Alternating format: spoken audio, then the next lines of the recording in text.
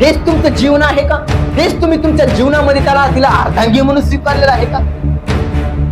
कारण तुम्ही आज जे पेरताय तेच उगवल्या जाणार आहे.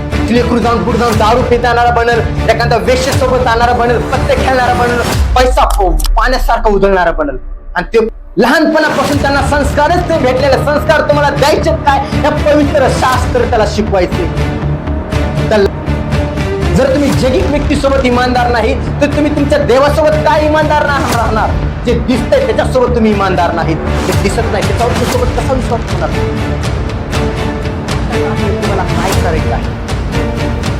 आजपर्यंत जे आयुष्य तुम्ही जगले असतील ते आता सोडून द्या. आता एक नवीन सुरुवात करा.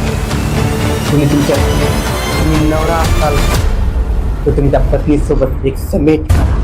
बायको असाल तर तुम्ही तुमच्या बायकोसोबत नवऱ्यासोबत समेट करा.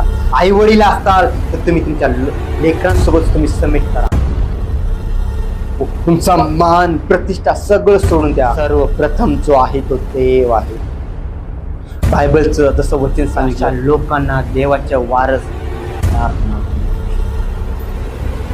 जीवन याच्यामध्ये नाहीये. जर तुम्ही उपास करता तुम्ही फक्त शरीर झिजवताय. जर तो उपास करून तुमचा उपयोग नाही, तुमचं शरीर नाश होईल.